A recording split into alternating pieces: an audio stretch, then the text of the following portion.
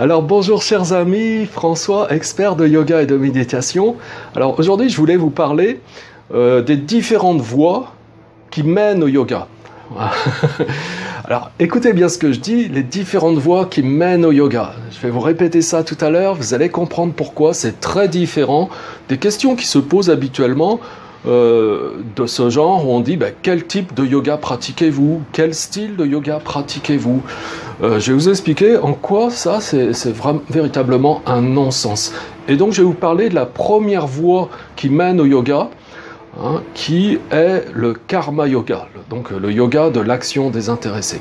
Mais avant cela, je vous rappelle que vous pouvez tout à fait cliquer sur le lien qui apparaît maintenant et télécharger de manière gratuite, de manière libre, la méthode de méditation ici et maintenant qui vous donne beaucoup d'éclairage, donc si vous voulez aborder le sujet ou si vous voulez simplement revoir tout un tas de bases et réfléchir.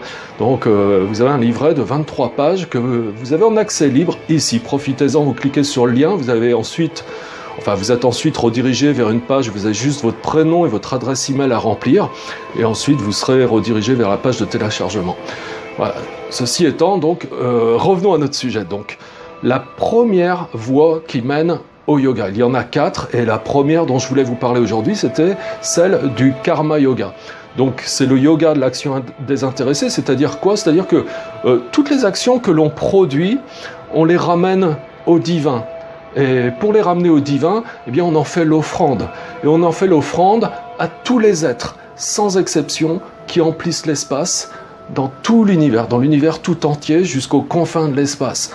C'est-à-dire c'est pas quelque chose de limité, par exemple, aux gens que l'on aime, c'est pas limité simplement aux êtres humains, c'est pas limité aux catégories d'êtres que l'on peut percevoir avec nos sens, où on inclurait également par exemple les animaux, c'est pas limité aux gens qui peuplent cette planète, c'est pas limité à une galaxie, c'est illimité, jusqu'aux confins de l'espace, tous les êtres quels qu'ils soient, ceux que l'on peut percevoir ou que l'on ne peut pas percevoir. Et donc on fait cette offrande, et en le faisant de la manière la plus vaste comme ceci, on va s'unir, on va se rapprocher de l'état divin, et on est automatiquement, naturellement, sans attente. C'est-à-dire qu'on oublie en quelque sorte naturellement nos petits besoins personnels et on devient un instrument au service de la paix et de l'harmonie dans l'univers tout entier. Voilà. Donc l'avantage ici, c'est que finalement, toutes les actions, quelles qu'elles soient, vous pouvez les transformer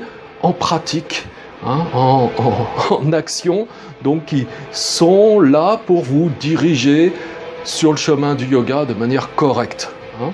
Voilà. Alors le point d'attention quand on pratique cette voie de manière importante, très importante, c'est que très facilement on peut s'épuiser, on peut donner tellement que vous savez, on fonctionne un petit peu comme ça, il y a des donneurs, il y a des receveurs. Quand vous donnez beaucoup, il y a plein de gens qui sont là, qui aspirent, donc c'est toujours ça le challenge, c'est de ne pas s'épuiser non plus, C'est pour ça qu'on a besoin aussi de pratiquer d'autres styles de yoga pour se recharger en énergie, c'est-à-dire pour que l'énergie circule en permanence et que l'énergie, quoi qu'il en soit, elle soit toujours disponible. Et ça on le voit très bien dans les très grands missionnaires. Alors je prends souvent l'exemple de Mère Teresa, qui était infatigable. Et on avait l'impression qu'elle avait tout le temps de l'énergie. Simplement, l'énergie coule.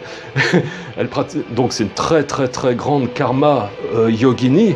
Donc c'est une voie qu'elle pratiquait, Mère Teresa. Mais en même temps, elle avait d'autres voies qu'elle suivait parallèlement à cette voie et qui lui permettaient vraiment d'avoir toujours de l'énergie complètement disponible à tout moment, quel que soit ce qu'elle pouvait donner. En grande quantité. Voilà, écoutez, j'espère que vous avez aimé cette vidéo et que ça vous a apporté quelques éclairages. Et si vous l'avez aimé, je vous invite à le faire savoir, à cliquer sur le bouton j'aime. Alors tous ces sujets seront largement abordés dans la formation de professeur de yoga que je vais démarrer d'ici incessamment sous peu, quoi.